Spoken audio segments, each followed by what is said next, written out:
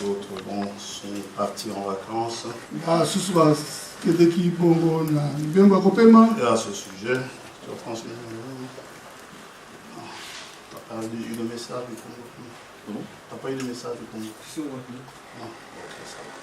Non, c'est parce que j'ai mal laissé un message pour quoi que je salue l'Assemblée. C'est déjà fait. Non. Vous avez les salutations du frère Albert. Il est bien arrivé. Ils sont bien arrivés. Tu ne fais pas bien ton job. Ça va. Voilà. Donc, le frère est bien arrivé. Je salue le Seigneur. Il y a le frère Charles qui est revenu. Les vacances, ça passe vite.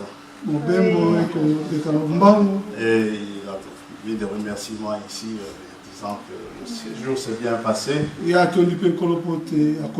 Ainsi que le mariage. Je crois qu'il y en a qui se sont posé la question, quel mariage?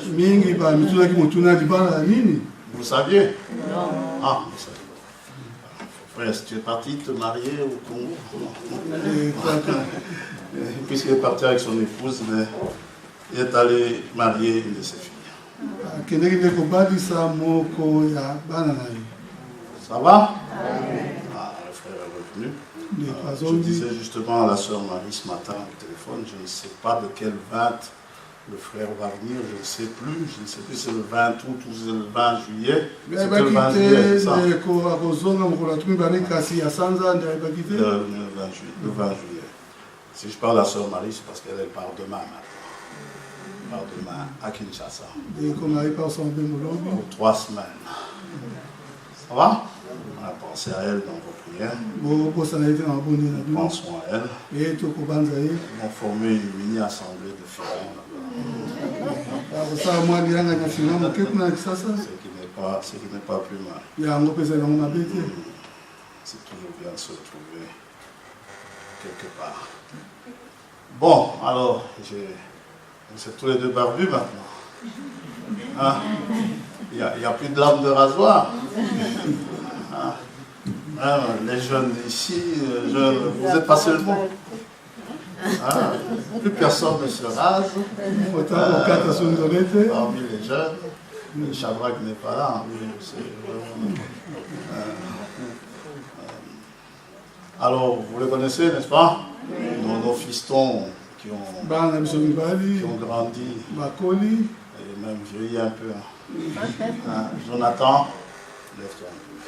Ah, Jonathan, fils du frère Alix. Jonathan, tu es toujours français ou bien tu es ailleurs? Mais tu es où? Tu es en France, non? À Paris. En capitale. Bien, alors le petit frère, il n'est pas tout à fait Benjamin, mais il s'appelle Benjamin. Toujours l'impression de le voir bébé, toujours bien jeune. Et toi, tu es toujours en France? Je viens de rentrer d'Allemagne en fait. Ah, tu es en Allemagne, hein? Ah, ce sont des enfants, on a vu grandir. Et qu'on voit petit à petit vieillir. En tout cas, nous sommes contents de vous voir. Et Rebecca est avec vous? Non. Rebecca, je l'ai vue l'année passée. Lors de l'anniversaire, elle était venue avec la maman. Sinon, ça va bien? Tout va très bien. Quoi, content de vous revoir. Et c'est comment on a vu nos collaborateurs? Voilà, je vous assois. On essaiera de dire 70 ou 70. Bon, le jeune homme qui est derrière. C'est toi qui m'as demandé pour Maman Goudé, dimanche passé. Oui, hein? Quel est ton prénom? Christian. Un, deux, Christian. Ça va, tu peux te lever. Vous connaissez? Christian, voilà, il vient avec Maman Goudé, il vient la chercher. La fois passée, il était venu. Maman Goudé était déjà parti. Dimanche passé. Alors maintenant, pour être sûr de ne pas la rater, il est carrément venu. Non, allez, ça, juste pour détendre l'atmosphère, mais on est content de te voir. Seigneur te bénisse richement. Et merci pour le service que tu fais à moi. Voilà. Sœur Pichou, je te bénisse. Tu te caches là. Je te est-ce qu'il y en a qui sont là pour la première fois? Non. Ça va. Comment va mon petit frère, Sœur Pichou? Il va bien? Tu le salueras de ma part, de notre part, de nous tous, n'est-ce pas? L'Assemblée, voilà. Espérons qu'il va bien. Bon, c'est une bonne chose qu'il aille bien. Oui, s'il y en a qui désirent être baptisés, j'en prévois un pour le 5 août, disons ça comme ça. Samedi le 5 août. Ça pour ne pas le faire une fois le 5 août et puis une deuxième fois le 12 et puis le 19. Il faut chaque fois remplir une piscine. On sait qu'on n'a pas de baptistère en bas. Moi,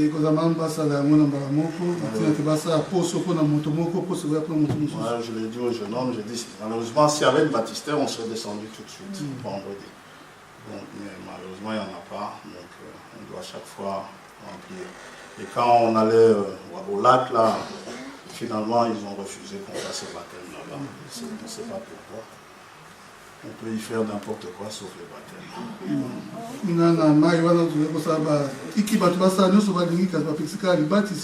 C'est le monde actuel. Voilà, bon, je crois qu'on a fait le tour d'horizon. Il y a des événements qui se passent en Palestine, bien sûr. Avec le sujet d'aujourd'hui, on peut un peu comprendre ce qui s'y passe. Parce qu'on est justement dans l'établissement. Dieu, avant de nous envoyer Jésus-Christ, il va le lire, il va rétablir toutes choses. Ça va? Rétablir, ça veut dire ramener à l'état initial, comme le frère. Nous allons prier et nous allons nous lever, nous dirons dans deux endroits dans les actes. Dieu notre Père, nous avons cet immense privilège ce matin d'ouvrir ce précieux livre qui contient une parole qui est là depuis le commencement. Et durant tous les âges, malgré les événements, malgré les moqueries des scientifiques ou d'autres, des incrédules, ta parole n'a jamais changé. C'est leur science qui change chaque fois. Et leur science finit un jour par s'adapter, par reconnaître que ta parole est la vérité. Aussi, nous voyons ces choses par ta grâce, non pas que nous soyons intelligents, mais c'est parce que tu as voulu le révéler à tes enfants. Nous te disons merci, effectivement. Veuille maintenant nous assister alors que nous allons lire. Lire, tout le monde peut lire, mais la révélation, seuls ceux à qui tu veux bien révéler, c'est donné.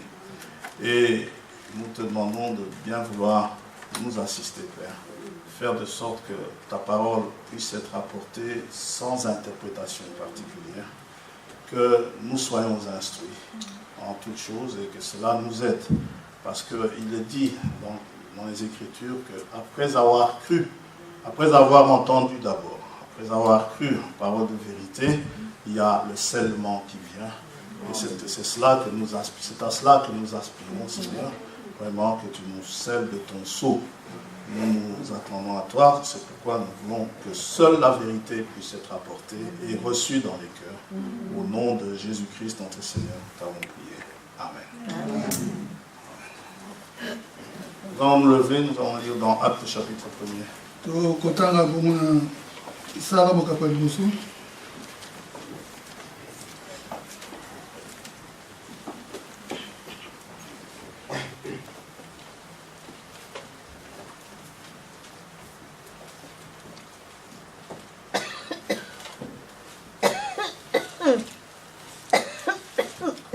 Verset 6.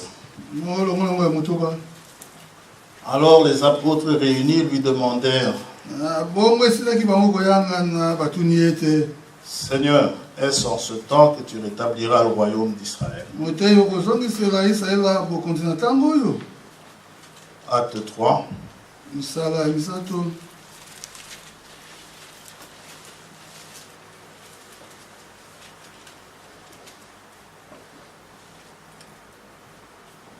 Verset 19.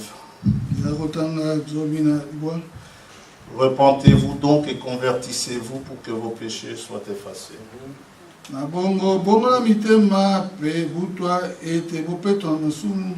Afin que des temps de rafraîchissement viennent de la part du Seigneur et qu'il envoie celui qui vous a été destiné, Jésus. Que le ciel doit recevoir jusqu'au temps du rétablissement de toutes choses.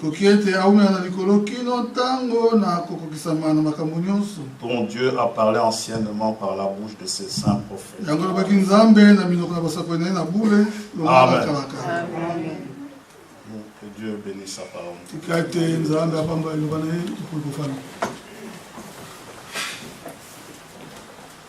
C'est la préoccupation de tout Israélite.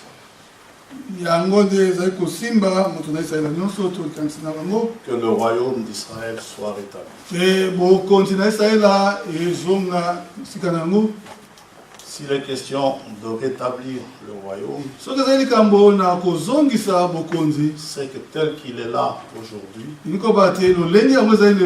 il n'était pas ainsi à un certain moment de l'histoire. Ça va? Lorsque Dieu les a placés en Israël, Dieu a institué des choses, il leur a donné sa parole, leur disant de ne pas faire les choses comme cela se faisait en Égypte, où ils avaient été esclaves, ou comme cela se fait dans le pays de Canaan, là où Dieu va chasser les habitants à cause des pratiques qu'ils avaient, le mode de vie que Dieu n'acceptait pas, des abominations. Et c'était une préoccupation pour les Israélites, les disciples qui étaient là, alors que le Seigneur est sur le point d'être enlevé. La question qu'il lui pose, c'est est-ce maintenant que tu vas rétablir le royaume? Le royaume, lorsqu'il avait reçu une promesse de longévité, on va le lire, on le lira, c'est au temps où David était roi. Ça va? Et Dieu a fait des promesses à David. Des promesses telles que lorsque Salomon, le fils de David, va monter sur le trône, il va va faire cette proclamation que l'on connaît. Béni soit l'Éternel de toutes les promesses que l'Éternel a faites à mon père David. Aucune d'elles n'est restée sans effet. Ça va? Lorsque David est mort, laissant le royaume à Salomon, il a laissé 12 tribus unies. Ça va? Et ils avaient un certain territoire qu'ils avaient conquis au temps de Josué. Selon la promesse que Dieu leur avait faite, que partout foulera la plante de vos pieds. C'est à vous. Et ils ont vaincu plusieurs rois. Ça va? Et ils ont pris plusieurs territoires. C'est vrai qu'ils n'ont pas pris l'entièreté des territoires que Dieu leur avait destinés. Dans Josué chapitre 1er, on peut lire ceci.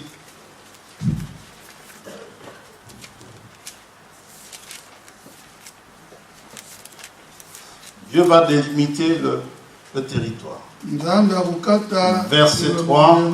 Tout lieu que foulera la plante de votre pied, je vous le donne, comme je l'ai dit à Moïse.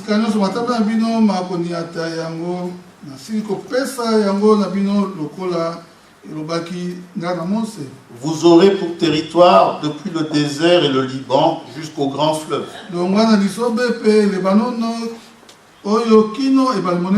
Le fleuve de l'Euphrate, c'est du côté de l'Irak aujourd'hui. Tout le pays des Étiens et jusqu'à la grande mer, vers le soleil couchant.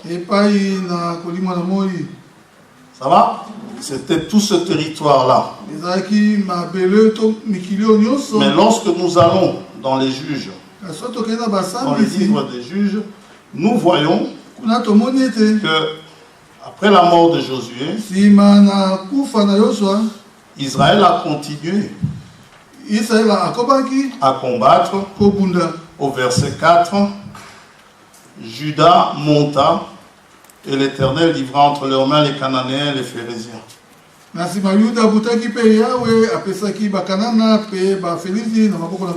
Ils vont combattre, mais ils ne prendront pas tout ce que Dieu leur avait demandé de prendre. Plus tard, d'autres tribus vont aussi se battre. À partir du verset 21, vous avez les fils de Benjamin. Vous avez pas mal de tribus d'Israël qui combattent. Et au lieu de tout prendre, ils ont laissé des territoires. Ça va? Et Dieu disait ceci, Dieu leur a dit, les territoires que vous n'avez pas pris seront pour vous des pièges. Ça va? Mais tout cela montre les limites de l'homme. Dieu nous a donné beaucoup de choses. Il nous a donné tout ce qui peut être donné.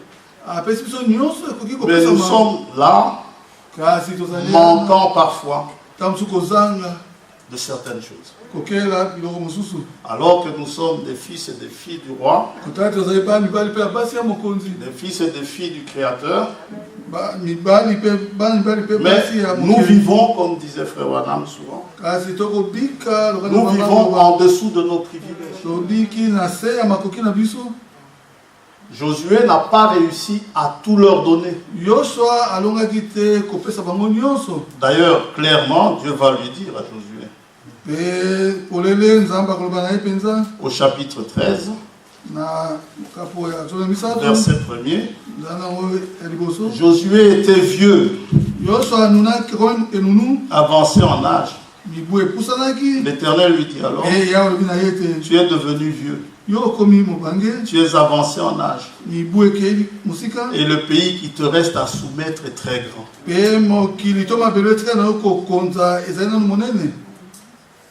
On se suit?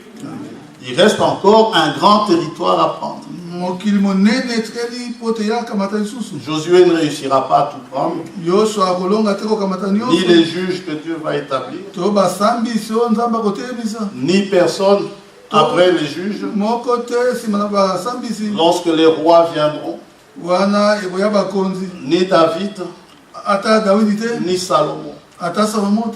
Mais il y a un roi qui est attendu Celui-là, quand il viendra, il régnera sur le trône de David. Lui prendra possession de tout ce que Dieu a donné à Israël.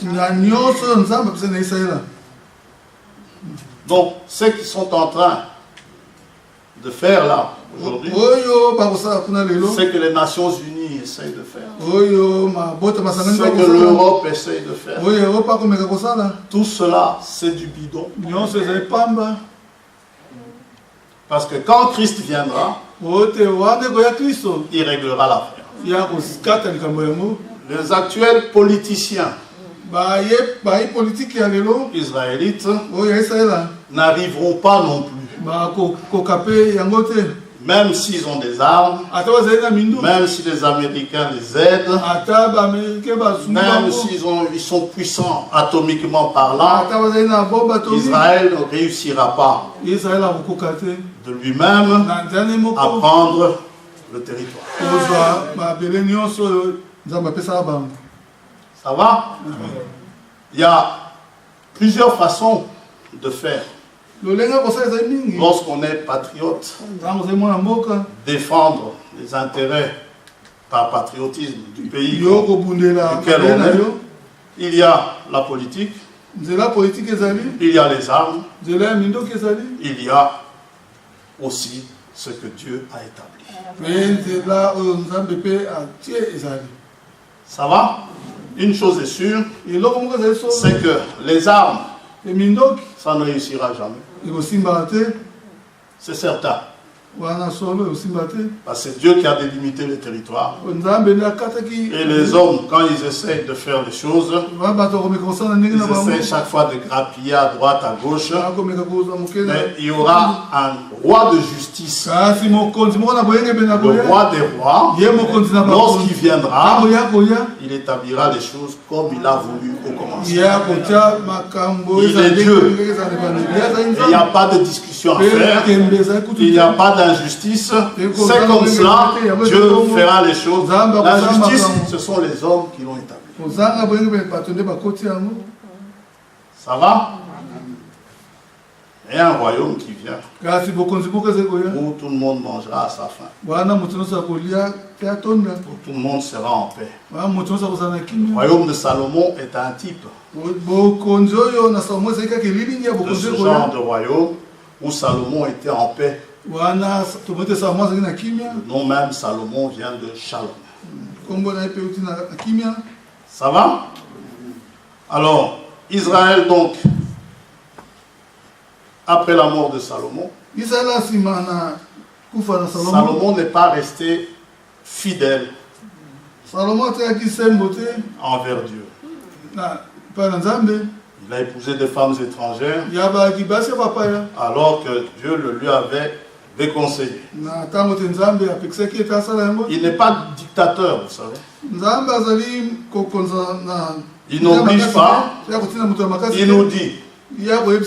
C'est pourquoi nous n'aimons pas les dictats. Il dit à Moïse, il dit à Ézéchiel, va parler. S'il t'écoute, ça va. Toi, tu n'auras pas de problème. Mais si tu ne parles pas, s'ils chutent, leur sang te sera redemandé. Leur âme également, à eux-mêmes, leur sera redemandé. Ça va? Donc, Dieu nous dit, nous avons le libre arbitre. Comme Adam et Ève. Vous pouvez manger de tout. Mais quant à l'arbre qui est au milieu là-bas, vous n'en mangez. L'arbre de la connaissance du bien et du mal, n'en mangez pas. Est-ce que Dieu a mis des barrières? Il n'en a pas mis. Est-ce qu'il a mis Gabriel là et que tu les surveilles? Ça va? Il n'a pas appelé les armées célestes, écoutez, surveiller les bois parce qu'on ne sait jamais. Dieu leur a dit. C'est pourquoi parfois nous outrepassons certaines choses. en essayant tout le temps de surveiller mon frère, de surveiller ma soeur, s'il vit correctement ou pas. Ce n'est pas votre travail. Si tu vois ton frère a péché, va le trouver. Ça va? C'est ce que Jésus a dit. Va le trouver. S'il t'écoute, tu auras gagné ton frère. Ça va? Bien. Alors, Salomon a donc épousé, finalement, malgré les conseils que Dieu lui a donnés. Il a épousé toutes ces femmes qui l'ont entraîné vers leur Dieu. Dieu est venu lui dire à Salomon, à cause de la promesse, vous voyez que Dieu reste toujours fidèle. Il dit, à cause de la promesse que j'ai faite à ton père, je ne t'enlèverai pas le royaume. Parce que Dieu avait promis à David que son fils régnerait. Et Dieu est fidèle. Quand bien même si David est mort, Dieu règle quand même sa promesse. Il reste fidèle à sa promesse. Ce qui fait, si vous devez vous coucher et que si Dieu vous a fait une promesse, dormez tranquille. Dieu va accomplir ça. Ça va? Alors, il dit, mais le royaume sera divisé après toi. Juste après lui, le royaume a été divisé. Un royaume qui était uni avant, qui sort avec deux entités. Une grande partie avec 10 tribus, une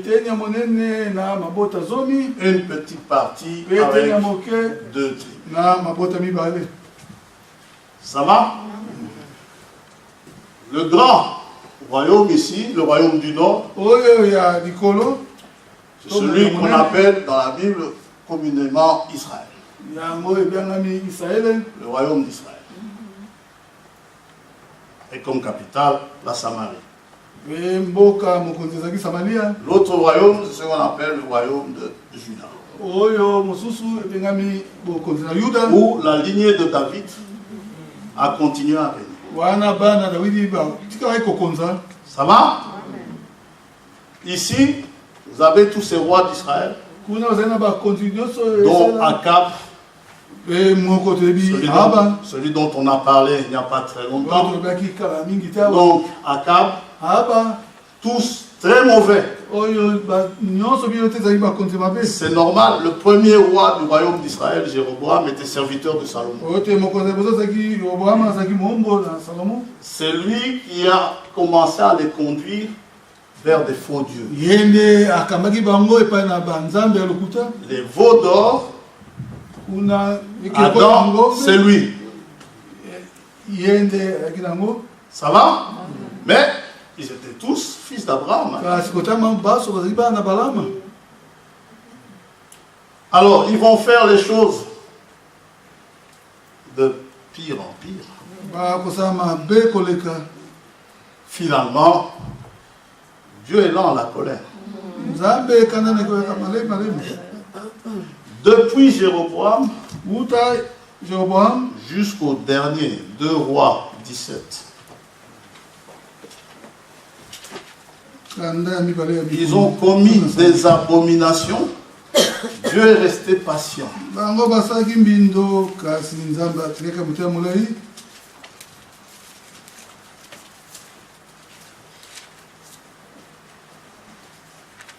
Alors, la 12e année d'Akaz, roi de Juda, Osée, fils d'Éla, régna sur Israël à Samarie. Il régna 9 ans.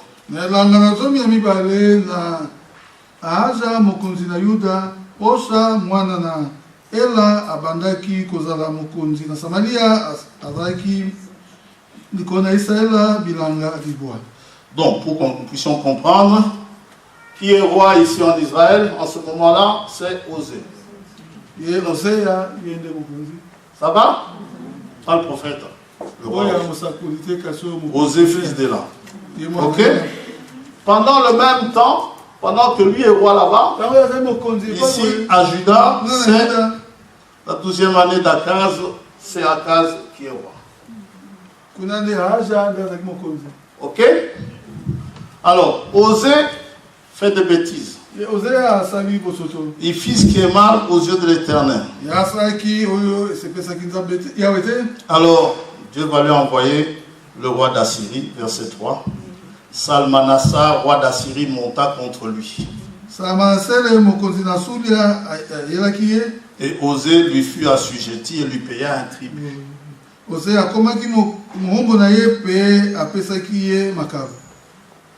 Ça va? Alors, pendant qu'il est assujetti, il va faire un complot. Mais le roi d'Assyrie découvrit une conspiration chez Osée, qui avait envoyé des messagers à So, roi d'Égypte, qui voulait s'allier à l'Égypte, et qui ne payait plus annuellement de tribut au roi d'Assyrie. Donc l'Égyptien aussi était soumis à l'Assyrien. Lui aussi il payait un tribut. Vous voyez que le fait de ne pas payer les factures, ça date d'il y a longtemps. Alors, il a refusé de payer.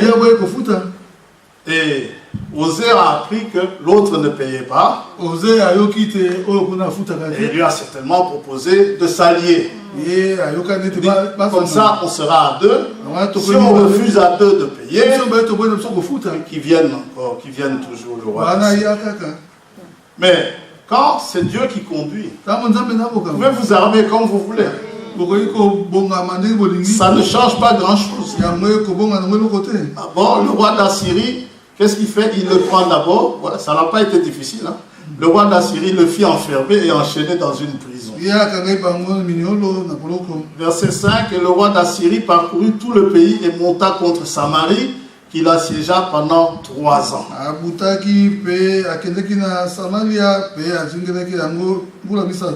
La 9e année d'Osée, le roi d'Assyrie prit Samarie et emmena Israël captif en Assyrie.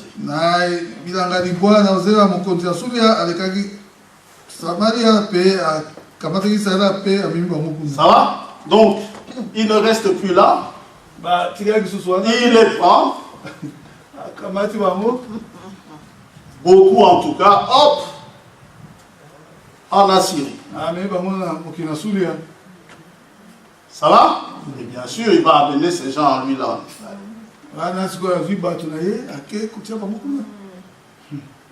Ouais. Je ne viens pas dire que voilà, le territoire appartient aux deux. Non, le territoire appartient à Israël.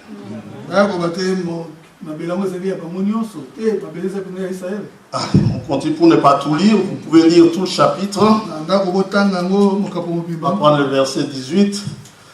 Aussi l'Éternel s'est-il fortement irrité contre Israël et les a-t-il éloignés de sa face. Alors, tous sont partis, il n'est resté que la seule tribu de Juda, le royaume de Juda. Ça va? Donc, les Assyriens, c'était eux la grande puissance de l'époque. Et c'est là qu'ils ont été emmenés en captivité. Ça va? Or, en Israël, Jérusalem étant en Juda, le temple où la gloire de Dieu descendait se trouvait en Juda. Donc il n'y avait pas de conséquences sur le temple. Ça va? C'est Israël qui a été déporté, mais le temple est resté intact. Juda, les rois, ça allait. Il y en avait qui firent ce qui est droit, parfois pas avec un cœur entier. Mais, allez, là, vous aviez les bons rois de Juda. Ézéchias, c'était un roi de Juda. C'était un descendant de David. Josias, N'est-ce pas? C'était les rois de la lignée de David. Parti en Assyrie. Le problème, c'est que Judas, ayant vu ça,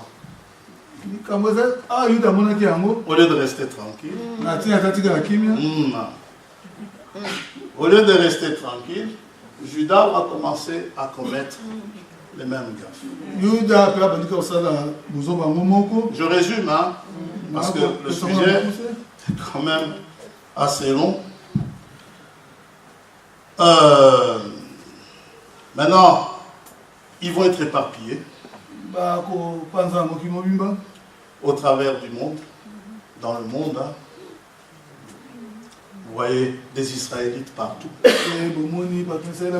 Aujourd'hui, on les appelle des Juifs. Mais le vrai Juif, c'est Judas. Ils sont Israélites. Les Juifs de Judas sont aussi Israélites. Mais ils sont Juifs. Ils descendent de Judas. Ça va? Mais ils sont aussi Israélites. Ça va? Alors, qu'est-ce qui va se passer? Judas aussi va commencer à commettre des bêtises.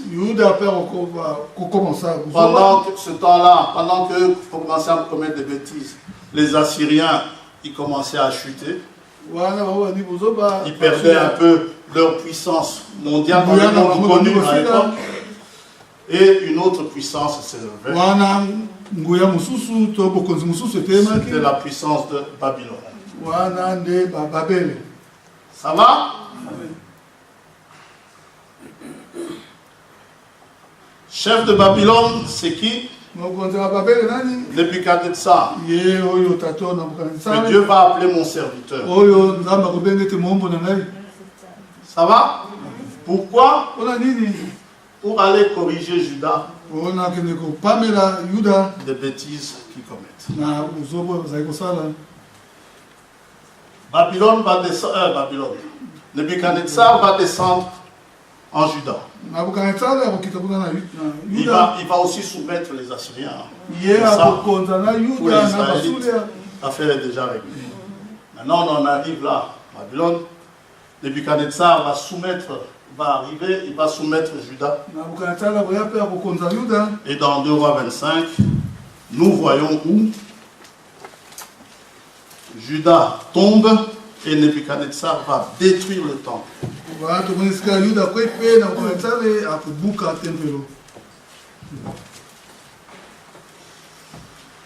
Verset 8, le 7e jour du 5e mois, c'était la 19e année du règne de Nebuchadnezzar, roi de Babylone.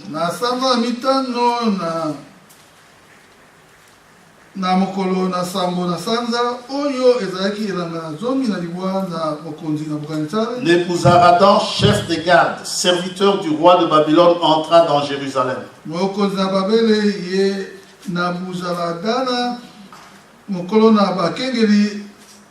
Celui qui était roi, c'était Sédécias, son nom.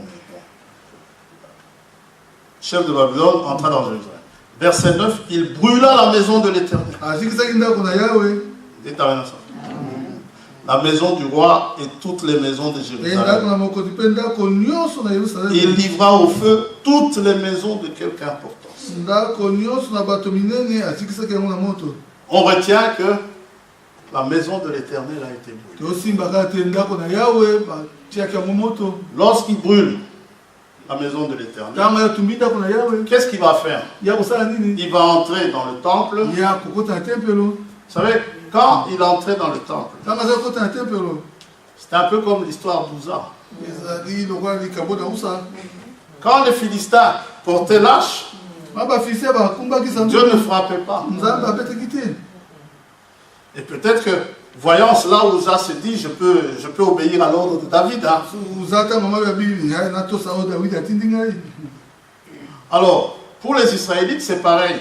Même au temps des Romains, on va y arriver, on va en parler aussi dans 2 minutes.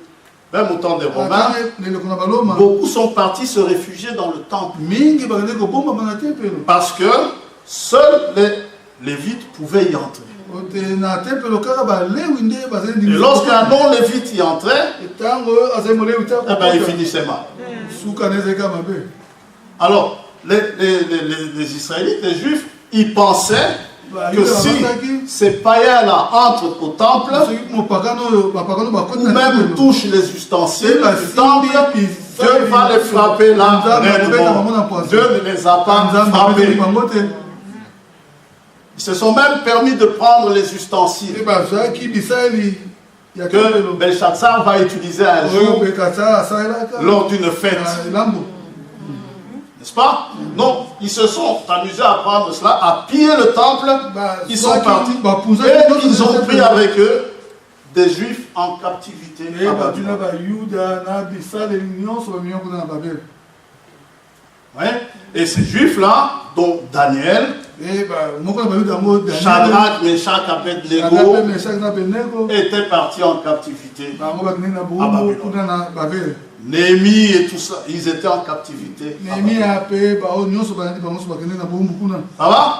Dieu leur a dit, au travers de Jérémie le prophète, chapitre 25, Jérémie 25, il leur a dit que 70 ans de captivité. Ça va? Et ils sont allés en captivité. Arrivés en captivité, pour un juif, c'est un drame. Quand Néhémie apprend que Jérusalem est sans dessus-dessous, qu'est-ce qu'il fait? Il pleure. Le mur de lamentation là-bas que vous voyez, ils vont pleurer, ils n'ont plus d'endroit où offrir leur sacrifice. Parce qu'ils savent très bien que c'est grâce à ces sacrifices-là que Dieu leur devenait favorable. Que la colère de Dieu s'apaisait lorsqu'ils voyaient les sacrifices. Quand quelqu'un péchait, il prenait un sacrifice, il amenait cela au temple. Il n'y a plus de temple. Ça va? Le temple a été détruit. Néhémie et Esdras vont reconstruire. Ça va? C'est le temple que vous voyez, dont il est question dans Agé, où Dieu se plaint. Il dit, vous habitez maintenant de belles maisons et tout ça, mais qui songe à la maison de Dieu? Agé chapitre 1er. Il dit, parce que vous ne vous occupez pas de la maison de l'Éternel, eh bien, regardez ce qui va se passer. Les salaires que vous allez toucher, ça tombera dans les sacs percés. Vous allez manger, hein, mais vous aurez toujours faim. Vous allez boire, mais vous aurez toujours soif. Ça va? Ils vont reconstruire le temple. Ce beau temple dont il est question dans Matthieu 24. Et l'autre va venir arranger ce temple-là par après. C'est pour ça qu'on appelle ça le temple d'Hérode. Alors, quand les disciples vont dire au Seigneur, tu as vu les belles constructions, le Seigneur dit, il n'en restera pas pire sur lui. Le temple étant toujours à l'endroit même où Abraham avait offert le sacrifice. À l'endroit même où David a acheté le terrain. C'est toujours le même endroit. Et c'est là qu'ils ont construit le temple. Et ils ont reconstruit le second temple exactement au même endroit. Alors, qu'est-ce que Satan fait? Lorsque les Romains sont devenus plus puissants que Babylone, les Romains ont dominé les Babyloniens. Avant que les Romains n'arrivent, il y a d'abord eu les Perses, hein? Les Médo-Perses. Ça va? Les Iraniens, si vous voulez. Après eux, il y a eu les Grecs. Ça va? Après les Grecs, les Romains. Les Romains ont dominé le monde. À Jules César et ainsi les autres Césars. Alors, maintenant, quand les Romains dominent le temple, dominent la terre, le monde connu, ils dominent sur Jérusalem, ils dominent sur Israël. Quand Jésus-Christ est venu, Israël était sous domination romaine. Ce sont les Romains qui l'ont crucifié. Ça va? Donc, Israël était sous domination romaine. C'est pourquoi les disciples posent la question au Seigneur. Est-ce que c'est maintenant que tu vas rétablir le royaume d'Israël? Rétablir le royaume d'Israël, faire de sorte que ce royaume redevienne un. C'est un premier rétablissement. Rétablir le territoire qu'ils ont perdu, c'est aussi un rétablissement. Dites avec la rétablir aussi le temple. Pourquoi? Parce que sans temple, pas de culte. Les fêtes de l'Éternel étaient commandées à se passer en un endroit bien déterminé. Je leur dis 3 fois par an, ceux qui en ont les moyens. Ça va? Alors, quand ce temple est détruit, Satan, qu'est-ce qu'il va faire? Il va s'amuser à venir raser le temple. Il rase le temple et il fait construire une mosquée sur le temple. À l'endroit même où le temple était. Depuis ce moment-là, les musulmans ne veulent plus lâcher Jérusalem. Alors, qu'est-ce que le monde fait? L'ONU, qu'est-ce que l'ONU fait? L'ONU dit, bon, si c'est comme ça, il y aurait une partie Jérusalem-Est et une partie Jérusalem-Ouest. Ça va? Alors, les Juifs, ils vont de leur côté à l'Orient. Les Palestiniens, ils viennent de leur côté. Les Juifs ne savent pas aller adorer ailleurs. Ils ne savent même pas louer Dieu ailleurs. Dans le psaume 133, 137, ceux qui les ont pris en captivité leur demandent chantez-nous un cantique. Un cantique de Sion. Ils ont commencé à pleurer. Il dit comment pouvons-nous chanter un cantique de Sion sur une terre étrangère? Vous connaissez le psaume? On va le lire, psaume 137. Donc je le lis, il n'y a pas de problème. N'est pas pressé, j'espère. Et pas peur. Essayez de ne pas vous retenir plus longtemps que d'habitude. Psaume 137.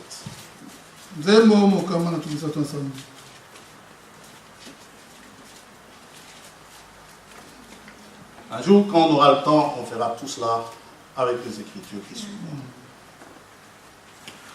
Sur les bords des fleuves de Babylone. C'est même pas au bord du Jourdain, mais au bord des fleuves de Babylone.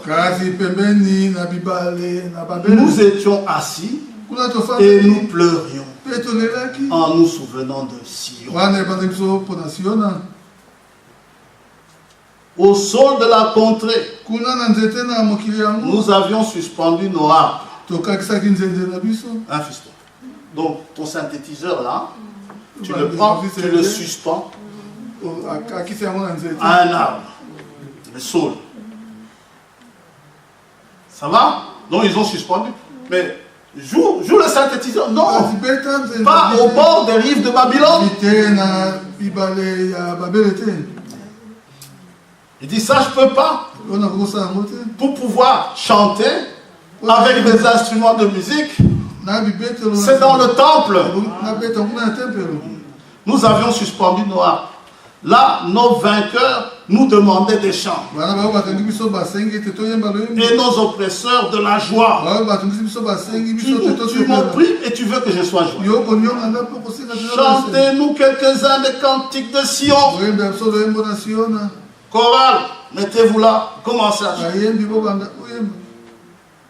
Comment chanterions-nous les cantiques de l'Éternel sur une terre étrangère?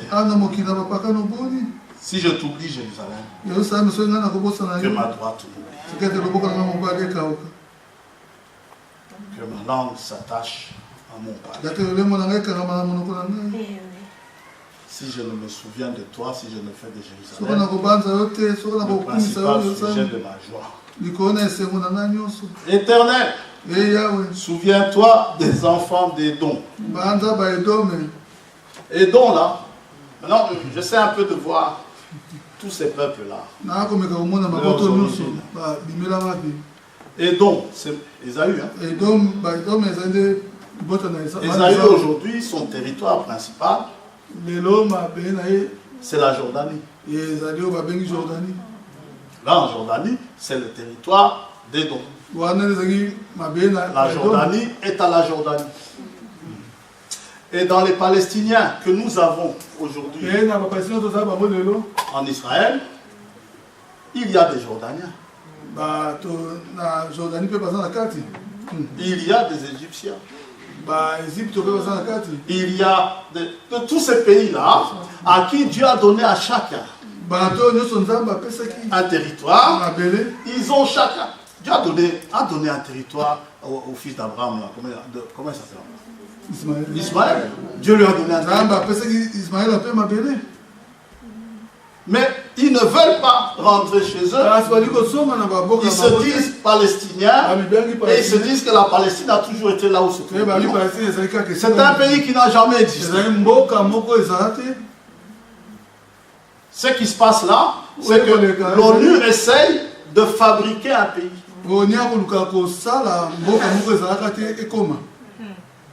Et quand vous regardez la Jordanie, rien que la Jordanie, c'est un pays sous-peuplé. Un énorme pays, pas beaucoup d'habitants. Il y a de la place pour tout le monde. Non seulement cela, il y a du pétrole. Ils ont de l'argent, ils ont des richesses. Ils n'ont pas à vouloir absolument rester à Jérusalem. Qu'est-ce qu'il y a à Jérusalem? Il n'y a pas de pétrole à Jérusalem. Il n'y a pas d'or à Jérusalem. Il n'y a rien, il n'y a pas de cuivre à Jérusalem. Il n'y a pas de minerai à Jérusalem. Ce qui est précieux pour les Juifs, pour les Israélites à Jérusalem, ce n'est pas l'or, ce n'est pas l'argent, ce n'est pas le pétrole, c'est le temple. C'est là où Dieu, le Dieu d'Israël, avait promis d'habiter avec son peuple. Ça va? Donc, ce temple-là qui a été reconstruit plus tard va être rasé par le général romain Titus. Exactement comme le Seigneur l'a prédit. Donc, ils n'ont pas de temple. Ils n'ont pas de Jérusalem. Ils n'ont pas de territoire. Et il y a un grand nombre de personnes à loger. Ils sont sous pression internationale. Et bon, ils sont coincés. Alors, il y a plusieurs moyens d'essayer de conquérir le territoire. Vous pouvez faire la politique. Netanyahou ne réussira jamais. Vous savez qu'ils ont déjà eu eux-mêmes des messies politiques. Des gens qui montraient que effectivement ils peuvent arranger le pays. Mais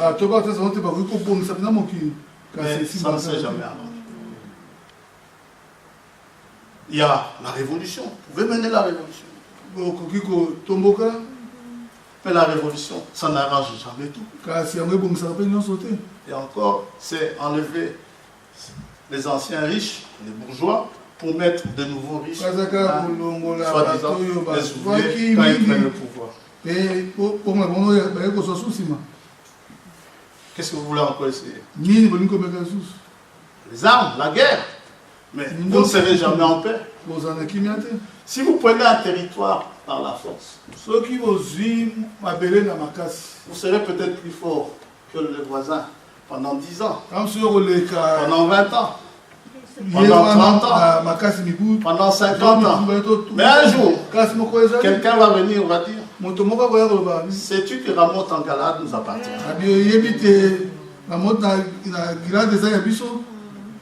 Josaphat dit oui, c'est vrai. Amen, frère, ça nous appartient. Akab lui dit, et nous ne nous en occupons pas pour aller chercher. Tu as raison, frère. Allons chercher Ramoth en Galade. Ce sera toujours un état de guerre. Ça va? C'est un moyen que vous pouvez utiliser. Un autre moyen, c'est de faire confiance à Dieu. Le grand problème qui est là, c'est que quand la patience de Dieu se prolonge, les gens sont vite impatients. Et ça donne toujours l'impression qu'en fait, Dieu ne s'occupe pas de notre cas. Quand je pense à ces Israélites, quand Hitler tirait sur eux comme sur des mouches, ou le Dieu de leur père, Abraham, était comme silencieux. Beaucoup ont perdu la foi. Comment est-ce que Dieu peut laisser... Oh, Jésus-Christ les a prévenus. Eux-mêmes, ils se sont maudits. Que son sang retombe sur nous. Mais arrêtez-vous là. Et ils rajoutent, et nos enfants. Laissez vos enfants tranquilles.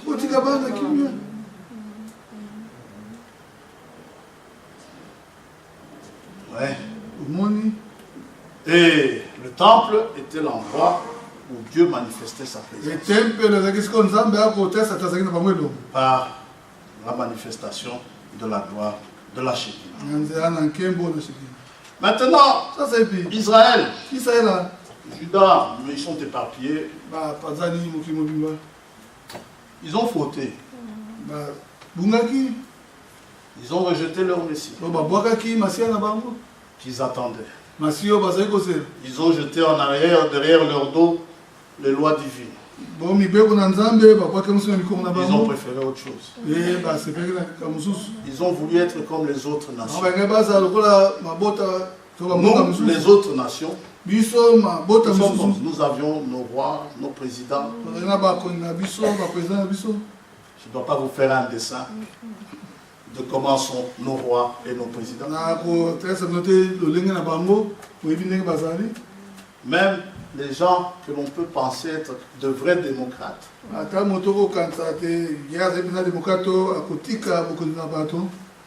vous volent. Vous qui êtes déjà pauvres, eux, ils s'enrichissent. Et ce sont eux qui vous conduisent. Des gens que vous avez considérés comme étant les démocrates. Alors, les non-démocrates, qu'est-ce qu'on va encore dire? Comme on disait tantôt dans la voiture, ces gens, ce sont des rigolos. Ils viennent, ils prêtent serment. Je jure fidélité à la Constitution. Mais ton serment là, fidélité à la Constitution là. Qu'est-ce qui fait que lorsque la Constitution dit une chose, toi tu veux faire autre chose?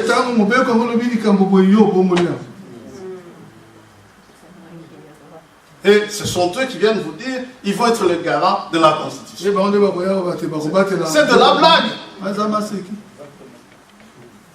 Mais Il y a un Dieu de justice. Ces choses-là sont enregistrées. Les hommes ont enregistré. Dieu a enregistré. Demandez à Daniel le curé, il vous dira que c'est enregistré. Amen. C'est pourquoi je ne m'en fais pas. Le seul qui réussira à rétablir la justice, c'est Christ. Qu'est-ce que nous devons faire? Nous devons tout faire pour hâter sa venue. C'est cela notre combat. Ça va? Bon, Israël a fauté. Judas aussi a fauté. Il ne respectait plus le sabbat. Dieu, il est là en la colère. C'est vrai. Mais Dieu est riche en miséricorde. C'est pourquoi un appel à la repentance est fait. Repentez-vous donc. Si vous vous repentez, Dieu va exercer sa miséricorde. Avant de rétablir toute chose, repentez-vous d'abord. Reconnaissez que vous avez mal agi. Ça va? Dans le psaume 103, on dira juste là, vous pouvez lire le psaume 89 également. On ne dira pas tout parce que ça c'est bon. Psaume 103, verset 8. L'Éternel est miséricordieux et compatissant. Lent à la colère et riche en bonté. Il ne conteste pas sans cesse. Il ne garde pas sa colère à toujours. Il ne nous traite pas selon nos péchés. Oh, gloire à Dieu. Il ne nous punit pas selon nos iniquités. Mais autant les cieux sont élevés au-dessus de la terre, autant sa bonté est grande pour ceux qui le craignent. Il est prêt à exercer la miséricorde. C'est pourquoi dans Acte 3, il nous est demandé de nous repentir et de nous convertir. S'il y a une chose qui apaise toujours la colère de Dieu, c'est la repentance. Toujours. C'est, si je peux dire, entre guillemets, ça désarme Dieu.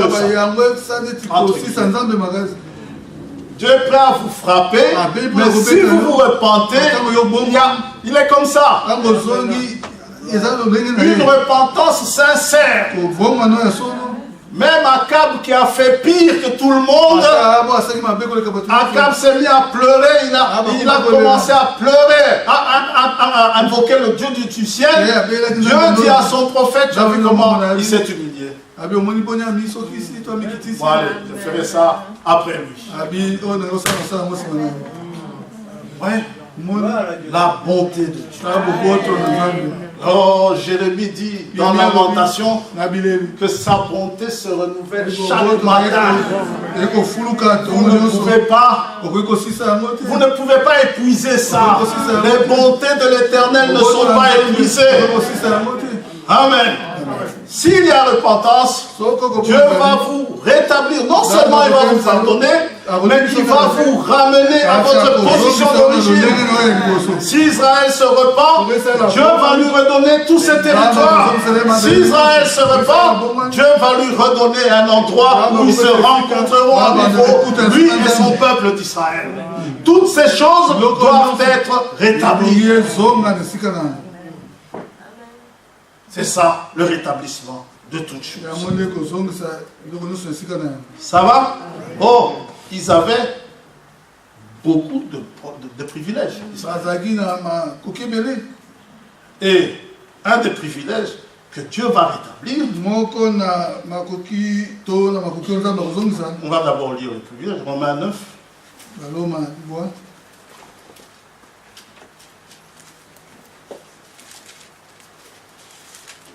Vous savez, dans les armes du chrétien. Les armes pour le corps. Il y a toutes sortes d'armes qui sont données là. C'est ça qu'il faut utiliser. Mais parfois, on veut utiliser d'autres armes qui ne sont pas écrites. Ces armes, il y a une chose qu'on ne comprend pas souvent, ou qu'on refuse de comprendre. L'apôtre nous dit, nous ne luttons pas contre la chair et le sang. Cette histoire de mosquée sur les fondations même du temple, ce n'est pas la chair et le sang, c'est Satan. C'est Satan qui va empêcher Israël de rester en communion avec Dieu. C'est ça son but. Il ne veut pas que vous soyez en communion avec Dieu. Alors il fera tout pour que vous soyez éloignés de Dieu. Ce qui fait, lorsque vous êtes dans la joie, on peut laisser, mais dans la tristesse. Si vous êtes sans Dieu, dans la tristesse, mais vous êtes malheureux. Parce que les hommes ne savent pas consoler. Mais Dieu sait consoler. Vous voyez, lorsque vous êtes dans la douleur, les hommes ne pourront pas venir vous aider. Mais Dieu, lorsqu'il s'est fait homme, il est venu lui-même, homme de douleur. Il comprend. L'apôtre nous dit, il comprend nos problèmes. Et ça, Satan ne veut pas. Satan veut que quand il vous écrase, que vous soyez vraiment désemparés. C'est ça son problème. Tu continues encore à le servir. Tu continues encore à l'aimer celui-là. Vous connaissez l'histoire. Un madame qui perd sa femme. Il perd son bébé. Il venait de perdre son frère. Il a perdu son père. Et puis maintenant, son bébé. C'est vraiment pathétique quand vous lisez ça. Il prend la dépouille du bébé, il dépose ça dans les bras de la dépouille de la maman. Il n'arrivait plus à vivre. Il a voulu prendre, il a voulu se tirer. Dieu arrête. Il a voulu se tirer dessus. Dieu fait de sorte que la carabine ne fonctionne pas. La carabine tombe, la balle part. Pour lui montrer que c'était Dieu. Et il pleure même, il dit, Seigneur, même ça tu ne me permets pas. Oh, je vais toujours continuer à te servir. Il part, il marche. Il rencontre un copain. Billy. Quand ça va? Ça va. Où vas-tu avec ça?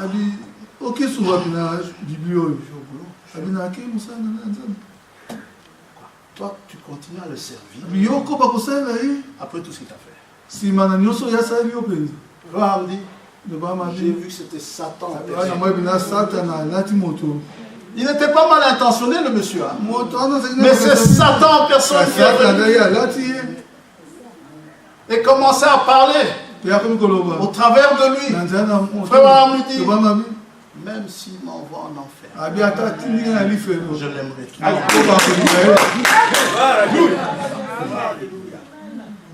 Ça, c'est quelque chose que Satan ne comprend pas. Lorsque vous êtes dans la douleur, mais vous pleurez, mais vous le servez toujours. Job dit, tu parles comme une femme insensée.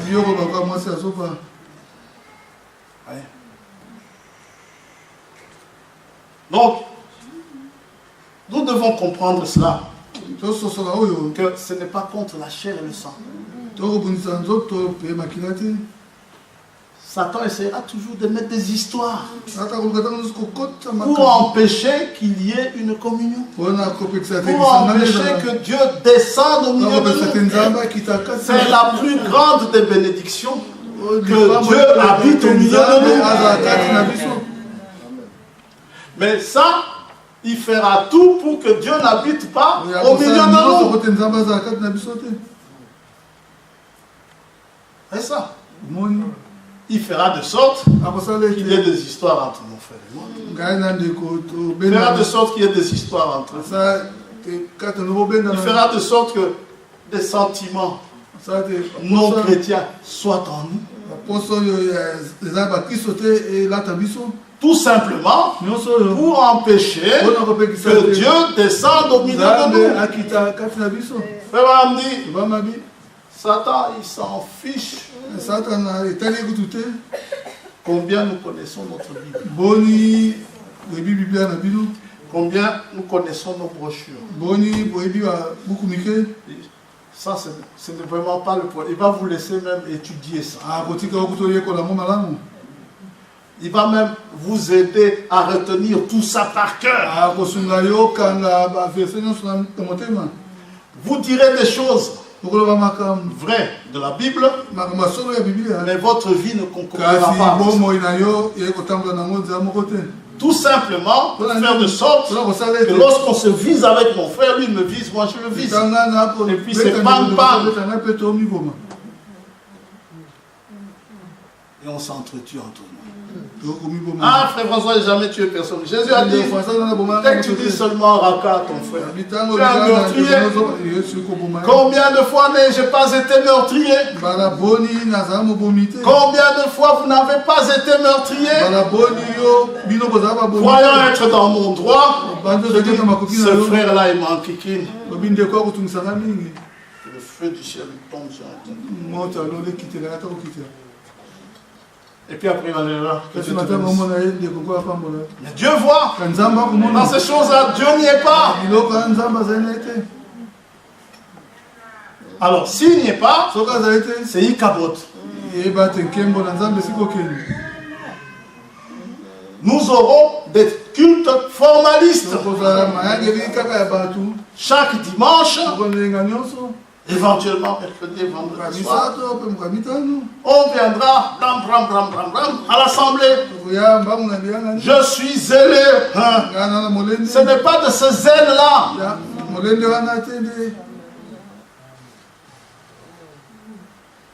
Où les gens n'ont plus de relation avec Dieu. Dieu ne leur parle plus. Et eux ne parlent plus à Dieu. C'est les prières formalistes, c'est des récitations. Ça passe, hein? Mais la relation, le contact n'y est plus. La gloire de la Shekinah. Romains 9. Je dis la vérité en Christ, je ne mens point.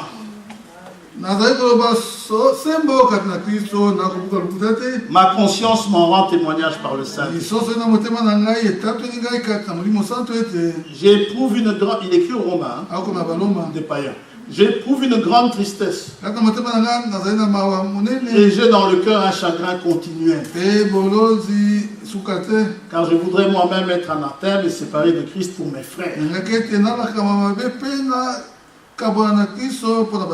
Mes parents selon la chair. Vous voyez les sentiments qui étaient en Paul. Pour ceux qui étaient là en semaine, on a vu combien Paul a souffert à cause des Juifs, ses frères, à cause des Israélites, ses frères. On l'a lapidé. On l'a persécuté. Mais regardez comment il pleure. Malgré tout ce que ses frères lui ont fait. Il dit, à quelle persécution ne suis-je pas passé? Il dit, mais l'Éternel m'a délivré de tout. Il pleure pour ses frères. Il dit, je voudrais moi-même être anathème maudit. Et séparé de Christ pour mes frères. Qui peut dire ça? Après tout ce que les Juifs lui ont fait, tout ce que les Israélites lui ont fait. Mes parents selon la chair, qui sont Israélites, ils ne l'aimaient pas. Pourquoi? Parce qu'ils étaient jaloux de lui. Ils étaient jaloux de ce que Dieu faisait au travers d'eux. Des miracles que Dieu faisait par sa main. Alors il dit, les parents selon la chair qui sont israélites, à qui appartient l'adoption. C'est là que Dieu est allé adopter. Ça va? Et c'est toujours parmi les Israélites là qu'Abraham a adopté, Jacob a adopté. Il a adopté les fils qui étaient ses petits-fils. Ephraïm et Manassé. Il les prend, il dit non, désormais, ces deux-ci. Il y en avait certainement d'autres. Il dit, ces deux-ci, il dit à Joseph, ces deux-ci seront comme mes fils à moi. Pas mes petits-enfants, ce seront mes fils à moi. Ephraïm et Manassé.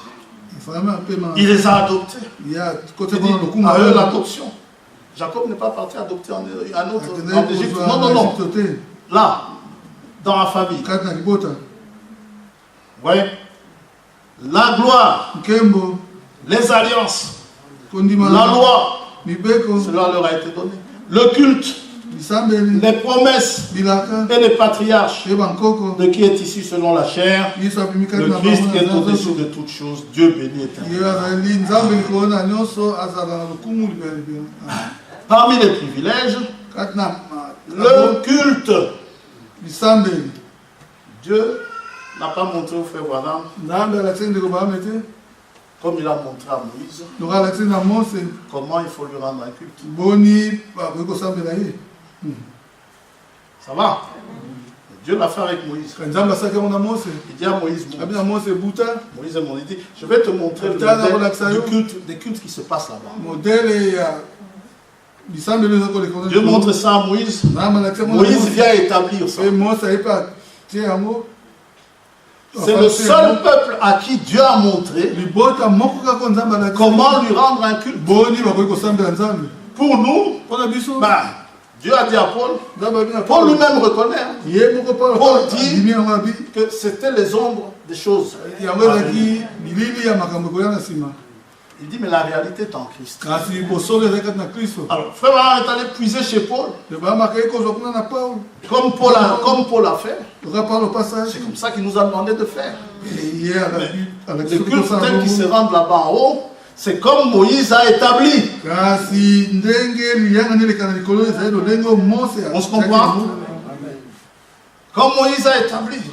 C'est le seul peuple qui a eu ça. Quel privilège! Où vous rendez un culte, pendant le culte, de manière visible, vous voyez la gloire descendre. Dites Amen. C'est le seul peuple. Avec les branhamistes et consorts, il n'y a jamais eu ça. Dites Amen. Oh, avec nous, il a fait des choses. Hein? On photographie en des temps différents une plante, on voit que la plante a poussé. On photographie quelqu'un, on voit une colonne de feu au-dessus de lui. Mais la manière avec Israël, c'était différent. Et encore, ce qu'on photographiait là, c'était dans un but. C'était pour confirmer que le message qui est apporté est un message biblique. Que c'est la parole de Dieu. Dieu ne s'amusait pas à confirmer un homme, Dieu confirmait sa parole.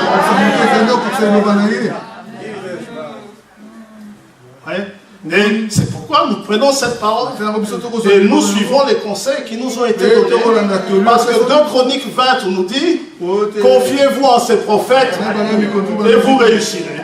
Alors, nous nous confions en cela. Il nous dit, quand vous rendez un culte, faites ça comme ça, comme ça. Il y a plein de choses qui sont écrites, enfin qui ont été dites dans l'ordre de l'Église. Ça va?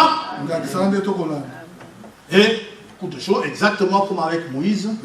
Comme Dieu a dit à Moïse, comment les gens devaient s'habiller pour aller lui rendre un culte, en notre âge, il nous a aussi été dit comment nous devons nous habiller. À l'époque, on leur disait aussi comment il fallait tailler la barbe.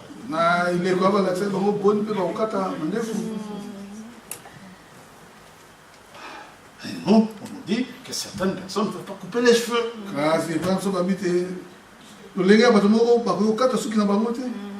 Paul qui le dit. Et il a reçu ça de Dieu vivant. Ça va? Alors, Dieu doit rétablir tout cela. Pourquoi je dis doit? Parce qu'il a promis. Et Dieu est obligé à sa parole. Il ne peut pas renier sa parole. Quand il a dit quelque chose, il est déterminé à l'accomplir. S'il faut remuer ciel et terre, il remuera ciel et terre. Il en a les moyens. Ça va? Donc, parmi les choses à rétablir, il y a le culte. Et Israël se retrouve aujourd'hui pour aller adorer, alors qu'il fut un temps où ils y allaient librement, accompagnés de plusieurs gens d'autres nationalités, comme l'Éthiopien, c'est ça, hein? L'unique Éthiopien qui revenait de Jérusalem, il est allé adorer. Il venait de l'Éthiopie. Oui. Et ils y allaient librement. Aujourd'hui, si vous y allez, il y en a qui sont ici qui ont déjà été, si vous y allez, il faut toute une série de mesures de sécurité. Hein. Et avec ce qui se passe aujourd'hui, ce qui s'est passé il y a 2-3 jours, ils ont mis maintenant des portiques pour détecter des métaux. Parce qu'il y en a qui vont avec des choses qu'il ne faut pas, avec des armes. Ça pose un problème. C'est à feu à ça. Pourquoi? Parce que le temple a été détruit. Pourquoi le temple a été détruit? Israël a péché. Judas a péché. Eh bien, tout est parti. Ils sont éparpillés aujourd'hui. Ça va? Alors, pendant qu'ils sont éparpillés aujourd'hui, le Seigneur traite avec un certain peuple. Et ici, lorsque Paul écrit aux Romains, en fait, les Romains étaient en train de se glorifier. Votre Messie, il ne veut plus de vous. Maintenant, c'est avec nous qu'il traite. Paul dit non. C'était pas comme ça. Avant d'aller plus loin, juste rappeler ceci, que restituer, rétablir le territoire, ça c'est typifié par le figuier. Nous avons vu cela. Donc quand le figuier va commencer à bourgeonner, Jésus dit dans Matthieu 24, n'est-ce pas? Il dit, instruisez-vous d'une comparaison tirée par lui. Quand vous verrez le figuier refleurir, quand vous verrez le figuier bourgeonner, sachez que le Fils de l'homme est à la porte. Donc quand le territoire d'Israël sera à nouveau réoccupé par les Israélites, c'est le figuier qui est en train de se rétablir. Quand Jésus était venu la première fois, rappelez-vous, le figuier n'avait pas de fruits. En tout cas, pas de fruits que le Seigneur puisse manger. C'était des hypocrites, c'était des méchants. Tous ces gens-là, que Jésus va d'ailleurs, comment dirais-je, il va d'ailleurs incriminer. Il dit, vous pharisiens hypocrites, vous ceci, vous blanchissez les sépulcres des prophètes, pas de fruits. Et dans Luc 13, on a lu tout ça, c'est un rappel. Dans Luc 13, on a lu cela, où le vigneron, on lui avait mis, on verra la vigne aussi, mais la prochaine fois. Le vigneron, on lui a mis un figuier. Le maître de la vigne va chercher des fruits, le figuier n'avait pas de fruits. Le maître dit ici, c'est comme ça. Un intercesseur intervient. Le vigneron intervient. Le vigneron dit, laissons encore un peu. Peut-être que si on laisse, il donnera des fruits. Mais si à la prochaine saison il ne donne pas, ça va. Et finalement, il n'a pas donné, on verra qui est ce vigneron. Et ça a été coupé. Ça va? Ça a été coupé. Mais le figuier, lorsque vous lui laissez une souche, le figuier a la possibilité de repousser des belles choses. C'est là où le figuier peut représenter Israël. Côté territoire, au moment où Israël a commencé à reconstituer sa patrie. Ça va? Maintenant, ici, du point de vue religieux, ils n'ont plus de culte. Ça aussi, ça doit être rétabli. C'est là que Paul va leur donner l'exemple d'un autre arbre. Le figuier, c'est surtout pour les territoires. L'autre arbre que Paul va donner, c'est l'olivier. Ça va? Dieu dit ceci, pendant que les Romains se glorifiaient un peu devant les Israélites, disant, maintenant c'est notre Dieu. Paul leur dit ceci, Romains chapitre 11.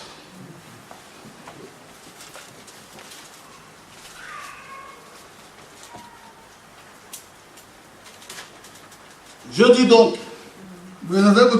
Dieu a-t-il rejeté son peuple? Loin de là, car moi aussi je suis israélite, de la postérité d'Abraham, de la tribu de Benjamin. Dieu n'a point rejeté son peuple, qu'il a connu d'avance.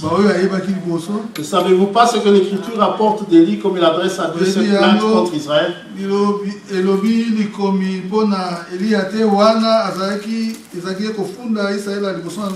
Élie, dont le titre de ce matin sera Dieu n'a pas rejeté son peuple. Élie, Dieu lui demande de rétablir toutes choses, de rétablir l'autel au temps d'Akab. Élie va rétablir l'autel. Tout ce qui a été renversé. On a vu cela, vous pouvez voir ça dans 1 Roi 17, 18. Élie va rétablir cela. Et lorsqu'Élie va le rétablir, que va-t-il se passer? Élie va penser qu'il est resté tout seul. Il n'a pas vu des gens suivre son message. Donc c'est comme si, à cause du péché, il a carrément rejeté tout Israël. Élie, il s'est inquiété de rétablir les choses, mais il n'y a plus personne. Et quand Dieu dit qu'il faut rétablir, c'est parce qu'il y a des gens. Dites à ça. C'est parce qu'il y a des gens. Même si Élie ne les voit pas, Dieu sait qui va encore venir lui offrir des sacrifices sur des autels corrects. Dites à ça. Même si tout Israël s'en est allé, Dieu dit à Élie, ne t'en fais pas. Tu n'as pas fait le travail pour rien. J'en ai encore 7000 qui sont là, qui n'ont pas fléchi le genou devant moi. Oh, comme aujourd'hui, vous pouvez vous lamentez, vous posez la question, mais ce message finalement, mais qu'est-ce que ce message fait? Les gens sont de plus en plus mondains et on ne voit vraiment plus le signe de message, on ne voit plus rien. Seigneur, donc tout ce que Élie a fait en cet âge, c'est pour rien. Dieu dit, viens, reste. Et il sait où ils sont. Amen. C'est pourquoi ne vous inquiétez pas. Le message est apporté au moins pour une personne. Dieu dit, j'en ai 7000 qui n'ont pas fléchi le genou. Dieu n'a pas rejeté son peuple. Est-ce que Dieu a rejeté son peuple d'aujourd'hui, l'Église? Dieu ne rejette jamais les siens. L'apôtre Paul dit à Timothée, le Seigneur sait, il connaît ce qui lui appartient. Amen. Oh. Donc, si par rapport au territoire, par rapport à la nation, le Seigneur nous parle du figuier. Par rapport au culte, l'apôtre nous parle de l'olivier. L'olivier est un arbre qui typifie aussi Israël. Dans les complications qu'Israël a eues dans la vie, nous avons lu cela la semaine passée. L'olivier a cette particularité. C'est un arbre dur à cuire. Vous pouvez le prendre, l'exiler. Vous pouvez l'envoyer, je ne sais pas, où vous voulez. L'olivier, en tout cas, là où il trouve ses racines, l'olivier a tendance à vivre longtemps. On a lu ici, c'est ça, c'est pas la Bible qui le dit, ce sont les scientifiques eux-mêmes. Ils disent qu'ils possèdent une longévité hors du commun. Alors, là où j'aime bien, il dit ceci, malgré le feu, la fournaise. C'est un scientifique qui dit ça. C'est même un incrédule, je suis certain. Il dit, malgré le feu ou le gel, même si son tronc est détruit, l'olivier repousse inlassablement. Vous allez essayer de détruire Israël. Vous allez les faire passer par l'Holocauste. Vous allez les faire passer par le gel. Vous allez les envoyer en Sibérie. Vous allez les envoyer où vous voulez. Mais Israël demeure. Il reste toujours le peuple de Dieu. Que vous l'aimiez ou que vous ne l'aimiez pas, ça reste le peuple de Dieu. Vous ne l'aimez pas, c'est votre problème. Mais Dieu l'aime. Que Dieu bénisse Israël. C'est un arbre. Donc Dieu regarde. Ésaïe 43. Dieu dit ceci. Israël, c'est moi qui t'ai formé. Amen. Il dit, c'est moi qui t'ai créé. C'est moi qui dis, je te rachète, Israël. Pourquoi tu me rachètes? Je veux autant que c'est dit non, parce que je t'aime. Parce que je t'aime. Ah oui. Eh bien, ne t'en fais pas, il dit, je t'ai formé. Et c'est valable spirituellement pour les chrétiens aujourd'hui également. C'est Dieu qui forme les chrétiens. Il vous a créé, c'est vrai. Il vous a formé. Vous passerez par le feu. Vous passerez par le gel. Mais rien ne vous détruira. Tant que vous êtes un enfant de Dieu, vous êtes indestructible. Amen. Gloire à Dieu. Dieu dit, je ne t'abandonnerai pas. Vous êtes formés pour supporter ces choses-là. Celui qui ne supporte pas, il ne fait pas partie d'Israël. Il n'est pas juif. Dieu dit, eh bien, donc l'apôtre dit, c'est l'olivier. Maintenant, l'olivier en question, il y a deux espèces, deux grandes espèces. Ça va? Vous savez, pour ceux qui connaissent mieux le pondou aussi, je crois qu'il y a plusieurs espèces. Hein? Il y a plusieurs sortes. Hein? Il y a plusieurs sortes. L'olivier aussi. Alors, il y a un olivier franc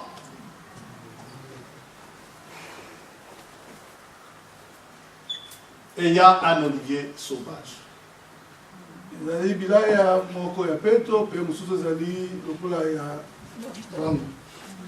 Ils ont quasiment les mêmes particularités.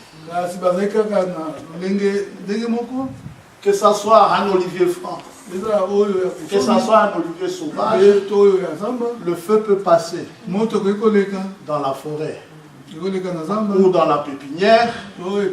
Si jamais vous l'avez cultivé, le feu peut passer. Et soyez sûrs, les oliviers, tant que les conditions d'humidité viendront, le Saint-Esprit, lorsqu'il va venir, les oliviers, lorsqu'ils viendront, alors lorsque la sécheresse va venir, l'olivier va résister. Le franc, il est formé pour résister. au gel, au feu, aux calamités. Le sauvage également. Ça va? Le sauvage dans la nature représente les païens. Vous et moi. Le franc représente Israël. Romains 11. Verset 13. Je vous le dis, à vous païens, en tant qu'apôtre des païens, je glorifie mon ministère, afin, s'il est possible, d'exciter la jalousie de ceux de ma race et d'en sauver quelques-uns. 13, 14. Nazali kolobana bino bapakano ata ezali ngai ntoma epai na bapakano nakokumisa mosala na ngai ete nayokisi bato mposa baoyo bazali makila moko na ngai bongo nabikisa bamosusu na bango. Verset 15, car si leur mise à l'écart a été la réconciliation du monde, que sera leur réintégration? Cette réintégration, c'est un rétablissement. Ouais. Sinon le passage de la mort à la vie. Maintenant, il nous parle de ce greffage. Question. Quand vous avez un oranger ici, en noir, et puis vous prenez des branches, madame parle de ça, de citron, de citronnier, les fruits qui vont pousser sur les branches de citron, ce sera quoi?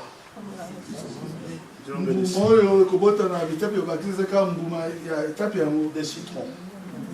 Mais la vie viendra de l'oranger. Les branches de l'oranger donneront des oranges. Les branches de citron donneront des citrons. Ici, qu'est-ce qui se passe? Les fruits de l'olivier franc, ce sont les belles olives que vous mangez, que vous achetez, que vous mangez. Mais quand c'est vert, c'est que ce n'était pas encore mûr. Ça se mange quand même. Il y a les olives noires, c'est toujours, ça vient de mêmes arbres. Les fruits du sauvage, chez les païens, ce sont souvent des petits fruits. Sans autant de valeur que les fruits du franc. C'est ça que Paul est en train de leur montrer. Qu'est-ce que Dieu fait? Il prend le sauvage, il le greffe sur le franc. Mais dans le monde, qu'est-ce qu'on fait? Dans le monde, on fait ceci. Pour que les sauvages puissent avoir une utilité. Vous savez ce qu'ils font? Ils mettent le sauvage. Ils prennent le tronc du sauvage et ils multiplient les branches du franc. Donc, le sauvage, qu'est-ce qu'ils font? Ils vont prendre le franc et le mettre là. Comme ça, ça va donner de belles olives. Ça, c'est pour l'agriculture. Surtout que le sauvage, il vit certainement dans la nature de manière plus résistante que le franc. Et en plus, il ne faut pas trop se fouler, il ne faut pas trop se fatiguer. D'ailleurs, comment dirais-je ça? Ça pousse très lentement. Quand vous plantez un olivier, espérez de manger ça dans 12 ans. Donc ne le plantez pas en étant trop vieux. Ça va?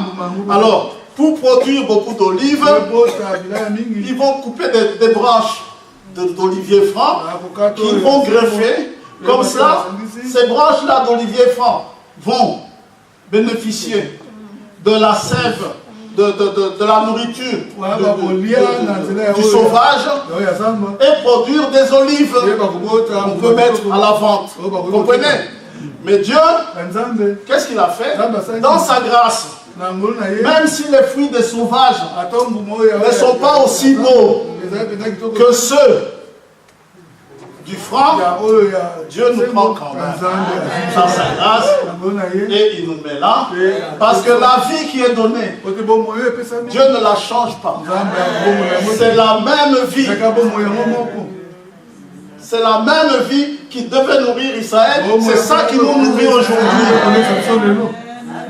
Et on n'oublie pas, qu'est-ce qu'on extrait des olives? L'huile d'olive. L'huile d'olive qui typifie le Saint-Esprit. Et quand vous regardez l'histoire de l'olivier, c'est un arbre qui représente la paix. Et même dans Genèse 8:11, pour montrer que le déluge est terminé, c'est l'oiseau est revenu avec une branche d'olivier. Quand on a construit on a fabriqué les ustensiles du temple, le chandelier qui représente l'église a toujours été associé à des branches d'olivier pour montrer que le chandelier va illuminer le lieu saint avec l'huile qui vient des olives, qui est le Saint-Esprit. Ça va? Je comprends? Alors Paul dit, il nous dit à nous païens, ne vous réjouissez pas trop vite, ne vous glorifiez pas. Ça va? Il dit ce qui s'est passé, Dieu vous a fait un privilège pour que vous puissiez bénéficier de la vie qui coulait dans l'olivier franc. Pour que nous puissions en bénéficier. C'est exactement la même vie. Bien sûr, nous avons nos fruits à nous, nos olives à nous, mais Dieu aime ça comme ça. Dans sa grâce. Ça n'a peut-être pas beaucoup de valeur pour le monde, mais pour Dieu, ça a de la valeur. Ça va? Les oliviers représentent aussi, dans Zacharie 4 et dans Apocalypse 11, représentent aussi les deux oins. Quand on parle d'olivier, l'onction n'est pas loin. Ça va? Olivier est associé à l'histoire du temple.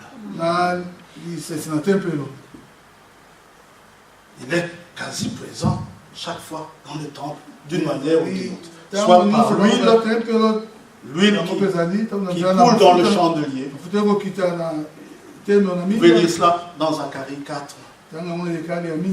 Et Dieu dit, mes deux oins, les deux oliviers que tu vois, ce sont mes deux oins. Et Apocalypse 11, 3 à 4. Et nous savons de qui il s'agit. Donc, Israël est typifié par l'olivier, de par le fait que le feu est passé, le gel est passé, les difficultés sont passées, l'arbre qui peut mieux représenter sur ce plan-là Israël, c'est l'olivier. Ça va? Pour ce qui est de la récupération des territoires, l'arbre qui peut mieux représenter Israël, c'est le figuier. Et on a encore, il en faut 3 des arbres pour bien montrer Israël. Comme le Seigneur Jésus-Christ, il a fallu plusieurs animaux de sacrifice pour représenter le caractère de Christ. Un seul, ça n'irait pas.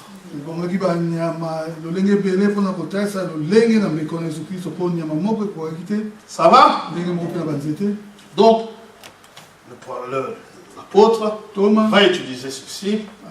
Or, pour le reste, ça, nous verrons cela, si Dieu le permet, avec le 3e arbre, la semaine prochaine. Juste pour dire que c'est un arbre. Quand vous voyez ah oui, et puis c'est un arbre de paix. Là, j'avais remarqué, qui ça? Nathanaël, lui, il allait prier sous le figuier. Il attendait le Messie. Quand le Messie est venu, lui priait souvent sous l'olivier. Ça donne de l'ombre. C'est un arbre très riche en feuilles. Et frère Voilà me dit que les feuilles, c'est la communion fraternelle. Et le Seigneur, il allait souvent au mont des Oliviers. Il y méditait. Il priait, parfois il restait même la nuit. Ça va? Et c'est un arbre, comme le figuier d'ailleurs, que l'on retrouve dans le millénium. Lorsque la Bible nous parle du millénium, chacun sera sous son figuier, sous son olivier. Ça va? Que le Seigneur bénisse. Excusez-moi, j'ai commencé à courir vers la fin. On reviendra peut-être un petit peu en arrière. Frère Dodo, je suis heureux car Jésus m'a sauvé.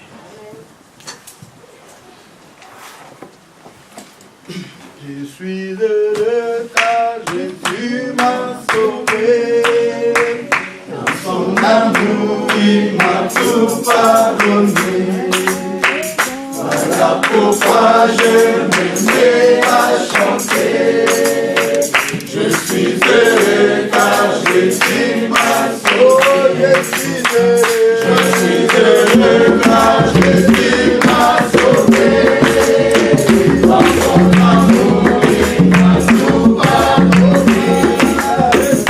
Voilà pourquoi je me mets à chanter. Je suis heureux car Jésus m'a sauvé. Je suis heureux car Jésus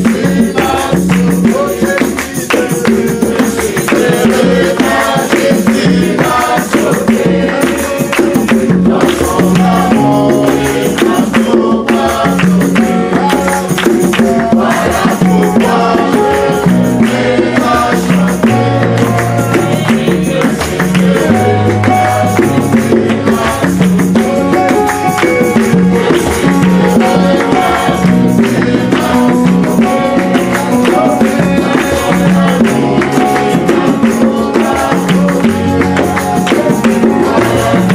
heureux car Jésus m'a sauvé. Je suis heureux car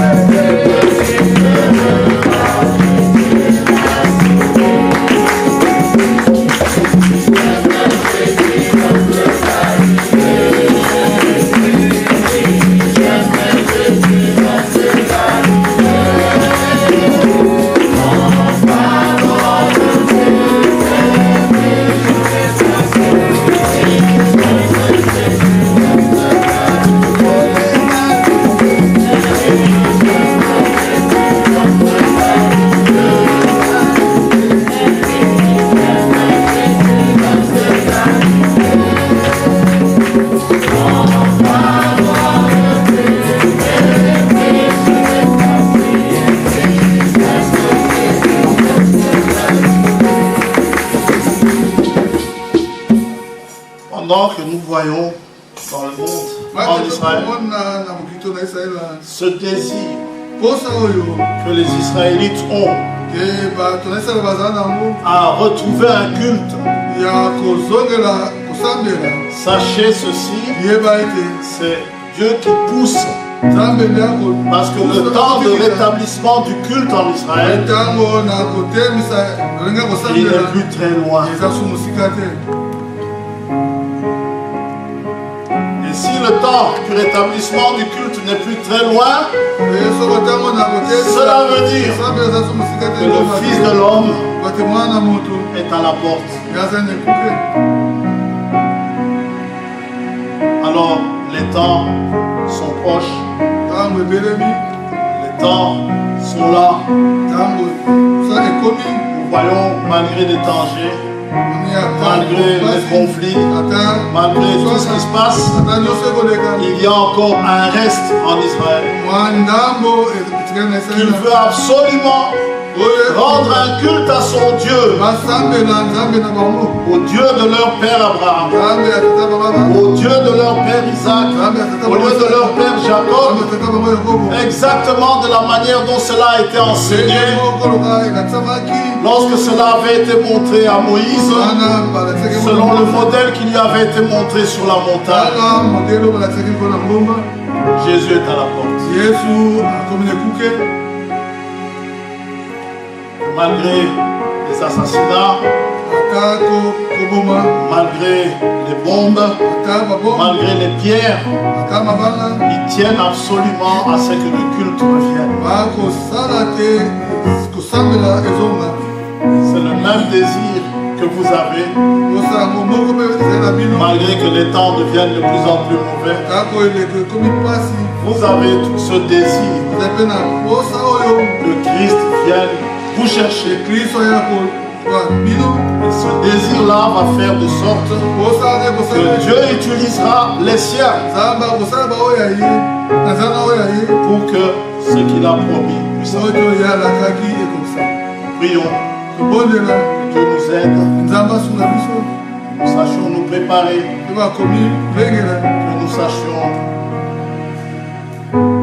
nous encourager, nous exhorter les uns les autres. Pour que nous ne rations pas ce grand rendez-vous. De chacun.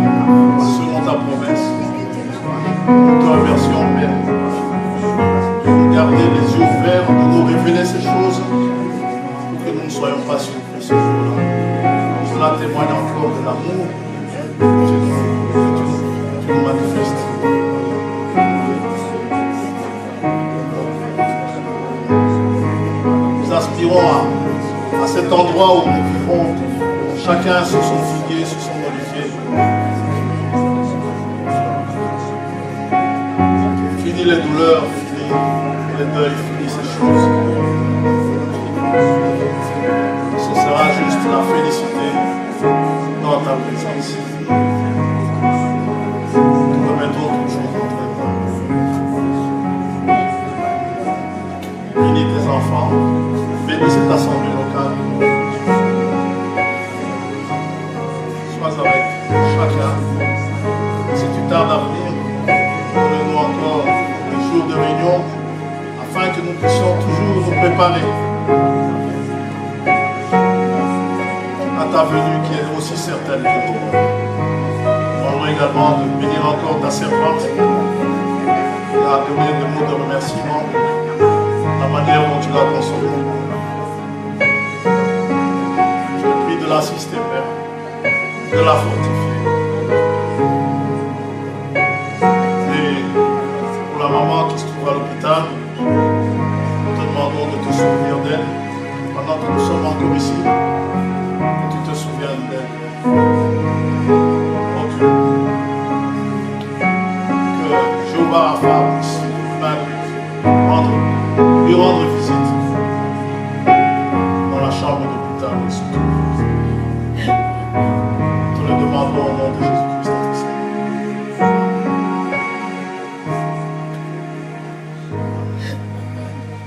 Seigneur, bénisse. Il y a la sœur Christine qui remercie tous les bien-aimés pour toute l'assemblée qui l'ont assisté lors du deuil de sa mère.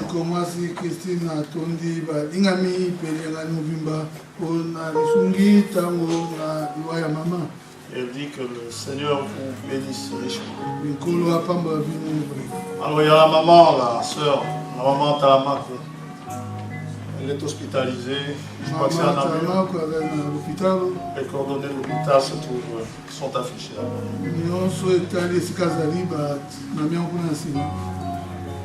Ah là? Que le Seigneur.